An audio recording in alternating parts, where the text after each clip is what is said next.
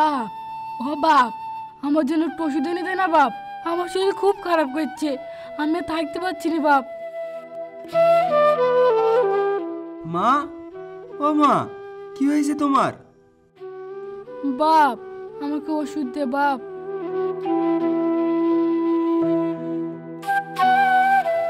মা, ওষুধ তো সব শেষ হয়ে গেছে, একটা ওষুধ তো নাই। মা, তোমার প্রেসক্রিপশনটা কোথায়? এই বালিশের নিচে দেখ বাপ। আচ্ছা মা, তুমি থাকো, আমি তোমার জন্য ওষুধ নিয়ে আসছি। বাবা, হ্যাঁ মা, বলো। তুই আমাকে অনেক ভালোবাসিস তাই না বাবা?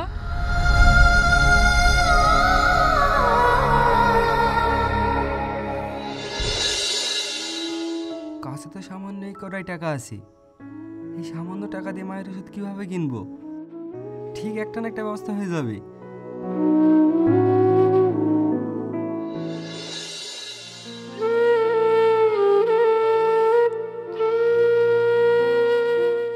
দেখে মনে হচ্ছে এরা অনেক বড় লোক পরিবারের ছেলে মেয়ে। ওনাদের কাছে গেলে হয়তো মায়ের ওষুধ কেনার জন্য কিছু সাহায্য পেতে পারি।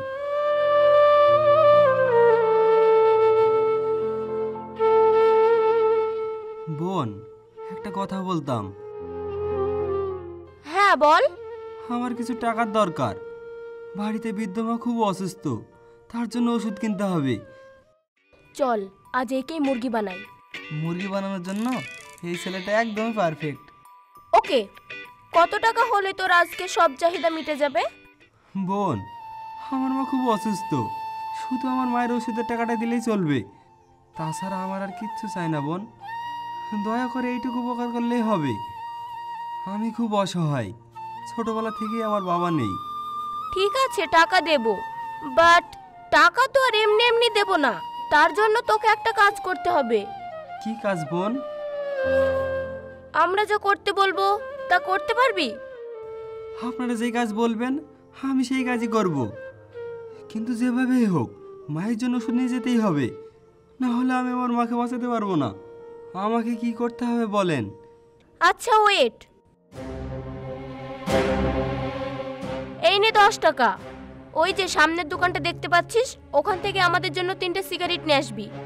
বোন, এখানে তো মাত্র 10 টাকা আছে, 10 টাকা কি 3টে সিগারেট হবে? হ্যাঁ হবে, দোকানদারকে গিয়ে আমাদেরকে দেখালে দিয়ে দেবে। ঠিক আছে।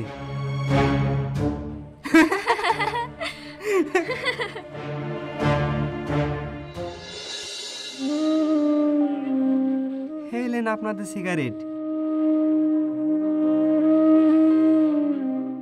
কি রে, এতে তো একটা সিগারেট, তোকে না বললাম 3টে সিগারেট আনতে? দোকানদারকে গিয়ে আপনাদের দেখালাম, কিন্তু 3টে সিগারেট তো দিল না, সেই একটাই দিয়েছে। এই কুকুরের বাচ্চা, তোকে না বললাম 3টে সিগারেট আনতে, তুই একটা সিগারেট নিয়ে ফিরে আসলি কেন? তোর টাকার দরকার, তোর মায়ের ওষুধ কিনবি তাই না? হ্যাঁ। তাহলে আমার পায়ের জুতোটা মুছে দে। কিন্তু কিন্তু কি, তোর না মায়ের ওষুধ কিনতে হবে? বোন, জুতো মুছবো কি দিয়ে? আমার কাছে তো জুতো মোছার মতন কিছুই নেই। কিছু নাই মানে? তোর গায়ের যে জামাটা আছে ওটা দিয়েই মুছে দে।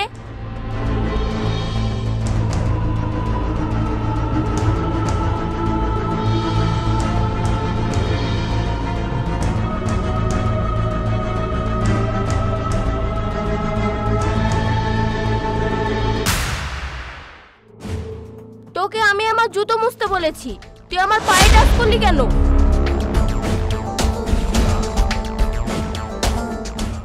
আমার ভুল হয়ে গেছে, আপনার জুতো মোছা হয়ে গেছে, এবার আমার টাকাটা দিয়ে দেন, আমি আমার মায়ের জন্য ওষুধ কিনবো। আরে দেব তো, একটু ওয়েট কর, এতটুকু কাজ করি কি আর টাকা পাওয়া যায়? ওয়েট ওয়েট, আমি এখন খালি পায়ে মাটিতে হাঁটবো, তুই আমার জুতো দুটো নিয়ে আমার সাথে সাথে হাঁটবি।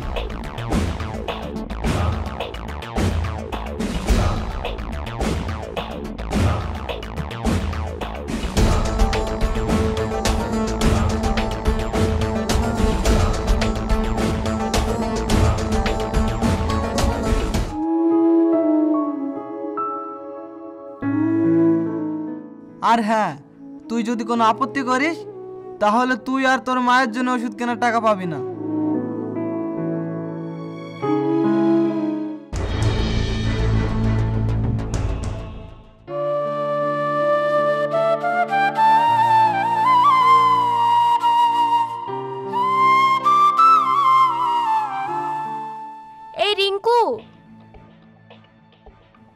আমি ভিডিও করেছি, ভিডিওটা অনেক ভাইরাল হবে।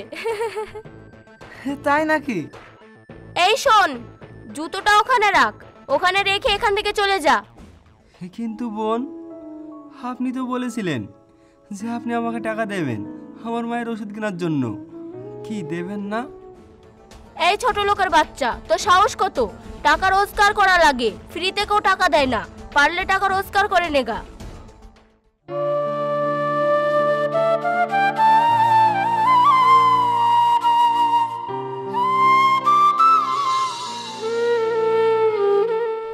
মা, মা আমি তোমার জন্য ওষুধ আনতে পারিনি। তুমি কোনো চিন্তা করো না, আমি তোমার জন্য আগামীকালকেই ওষুধ কিনে আনবো।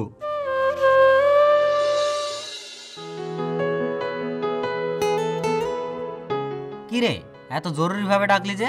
কিছু বলবি? মা মারা গেছে।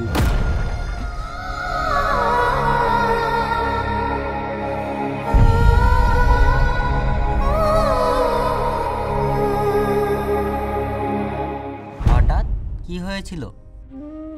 সকালে মায়ের খুব শরীর খারাপ করছিল, আমি মায়ের জন্য ওষুধ আনতে গিয়েছিলাম। জানি না কি থেকে কি হয়ে গেল। সকালেই মা আমাকে জিজ্ঞাসা করছিল যে খোকা তুই আমাকে অনেক ভালোবাসিস তাই না? আর আমি বলতেই পারলাম না যে মা আমি তোমাকে অনেক ভালোবাসি, আমি তোমাকে অনেক ভালোবাসি।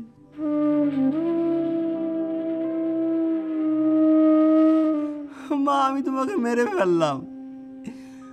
আমি যদি তোমার জন্য আগেই ওষুধ নিয়ে আসতাম তাহলে হয়তো আর তুমি আজ বেঁচে থাকতে। মা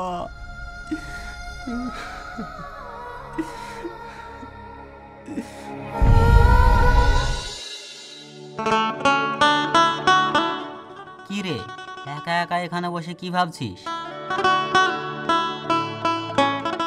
বন্ধু, এই পৃথিবীটা কেউ কারণ না, আমার ভাগ্যটাই যে খারাপ। আমি গরিব, আমি বেকার। আমার মা যখন বেঁচে ছিল তখন ওষুধ কেনার টাকা ছিল না, তাই আমি একটা বড় লোক মেয়ের কাছে হাত পেতেছিলাম। টাকা তো আমাকে দিল না, ঘুরে উল্টে আমাকে চরমভাবে অপমান করলো। আমি জানি তুই অপমানগুলো কেন হয়েছিস, আর তুই শুধু তোর নিজের ভাগ্যের ওপর দোষ চাপিয়ে যাচ্ছিস। তুই একটুখানি ভেবে দেখতো, তুই কিন্তু চাইলেই তোর বেকারতার সমাধান তুই নিজে ঠিক করতে পারবি। তুই তো নিজের ওপরেই ভরসা পাচ্ছিস না, আগে নিজেকে ভরসা করতে শেখ। তোকে একটা কথা বলি, এই যে রাতের পরে দিন আসে, এর জন্য কিন্তু পৃথিবীকে অনেক পরিশ্রম করতে হয়। সূর্যের চারিপাশে অনবরত তাকে ঘুরতে হয়, সে কিন্তু কখনো থেমে থাকে না। সে পরিশ্রম করে বলেই সূর্য তার সব সময় পাশে থাকে। তাই বলছি, আজ থেকে তুই পরিশ্রম করে তুই তোর নতুন জীবন শুরু কর। তুই তোর পৃথিবীকে তোর মতন তুই আলোকিত কর, এবং তুই সবাইকে দেখিয়ে দি তুইও পারিস।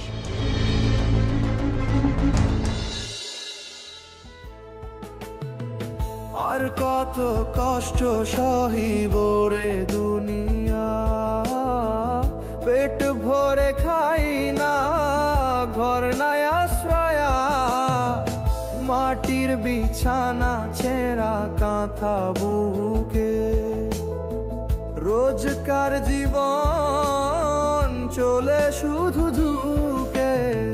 ভাগ্যরে দোষ দিনা কখনো, তবুও চোখ ভিজে যায় রাত ভর, জানি না কবে হবে সারা, আর কত কষ্ট সহিব আর।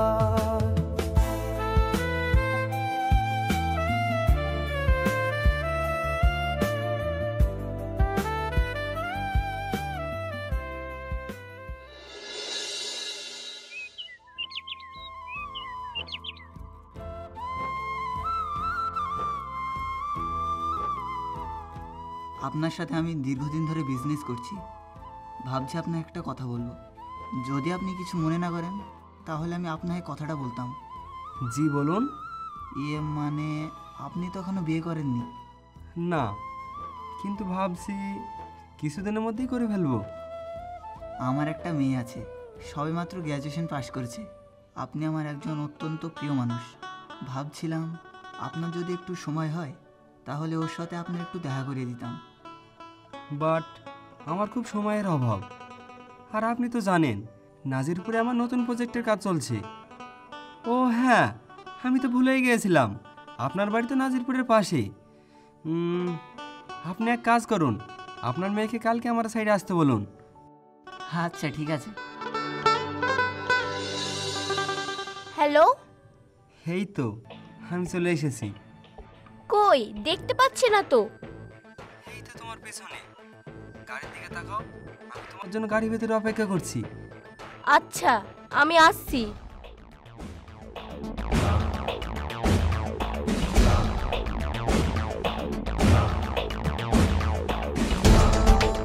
তুমি কি শহীদুল? ও তুমি এসেছো, তুমি আমার সামনে এসে আমাকে দেখো। না, তোমাকে দেখা লাগবে না, বাবার কাছে তোমার কথা অনেক শুনেছি। আমি তোমাকে বিয়ে করতে চাই। আচ্ছা তাই? আমার জন্য তুমি কি করতে পারবা? আমি তোমার জন্য সবকিছু করতে পারবো। আচ্ছা একটা কথা বলবো? হ্যাঁ বলো। তুমি গরিবদের ভালোবাসো না ঘেন্না করো? ভালোবাসি, ঘৃণা করব কেন? আচ্ছা আমি যদি গরিব হতাম তাহলে কি তুমি আমাকে ভালোবাসতে? হ্যাঁ অবশ্যই ভালোবাসতাম। ভালোবাসা ধনী গরিব দেখে হয় না। তুমি কি কখনো কোনো গরিবকে কষ্ট দিয়েছো? না, কখনোই না। আর আর তুমি এসব জিজ্ঞেস করছো কেন? মনে করে দেখো তো, আজ থেকে 5 বছর আগে একটা ছেলেকে তুমি কতটা কষ্ট দিয়েছিলে। সে তোমার কাছে সামান্য করে টাকা চাইছিল তার মায়ের ওষুধ কেনার জন্য। সে কথা কি তোমার মনে আছে? তুমি তুমি কি করে এরকম হলে? কি করে সম্ভব? আই থিংক আমারই কোথাও ভুল হচ্ছে। বাবা কি তাহলে আমাকে মিথ্যা বললো? না, তোমার কোথাও ভুল হচ্ছে না। আমি সেই ছেলে যাকে তুমি অনেক বেশি কষ্ট দিয়েছিলে। হ্যাঁ আমি সেই ছেলে যাকে দিয়ে তুমি জুতা মুছে নিয়েছিলে, যেই ছেলে সামান্য করা টাকার জন্য তোমার কাছে হাত পেতেছিল। হ্যাঁ আমি সেই ছেলে। সেদিনকার কথা আমি আজও ভুলতে পারিনি। সেদিন তুমি টাকার দিমাকে আমাকে অপমান করেছিলে। হ্যাঁ আমি সেদিন গরিব ছিলাম, আমার অসুস্থ মায়ের জন্য সামান্য কড়া টাকা তোমার কাছ থেকে ভিক্ষা চেয়েছিলাম। তার জন্য তুমি আমাকে কতই না অপমান করেছিলে। আজও প্রতিটা রাতে তোমার সেদিনকার কথা মনে করি। তোমার সেদিনকার দেওয়া ব্যথা যন্ত্রণা আজও আমার বুকে তিল তিল করে বয়ে চলেছে। আমার এই বড় হওয়ার পিছনে তোমার অনেক বড় অবদান আছে। তুমি বলেছিলে না যে ফ্রিতে কেউ টাকা দেয় না, টাকা রোজগার করতে হয়। হ্যাঁ আমি রোজগার করতে শিখেছি, তাই আমি এত কিছু অর্জন করতে পেরেছি। এই শহরে আমার 6টা বাড়ি, 4টি গাড়ি, 2টো কোম্পানি, আমি 100 কোটি টাকার মালিক। আর তুমি কি আছে তোমার? সেই যে গুজ আমার বউ হতে চলে এসেছো। সরি, আমার ভুল হয়ে গিয়েছে, আমাকে মাফ করে দাও। তুমি যদি আমাকে মাফ না করো তাহলে আমি মরেও শান্তি পাবো না। আমার চোখ খুলে গিয়েছে। আসলে আমরা বড়লোক হলে গরিবদেরকে ভুলে যাই, এটা আজ আমি বুঝতে পেরেছি। গরিবরাও মানুষ, তুমি আমাকে মাফ করে দাও। আমি আর গরিবদেরকে কখনো ঘৃণা করব না, তাদেরকে আর কখনো কষ্ট দিব না। আমাকে আর একটিবার সুযোগ দাও, আমি তোমাকে কথা দিচ্ছি এরকম কাজ আর আমি কখনো করব না। আমি সারাটা জীবন তোমার সঙ্গে থাকতে চাই।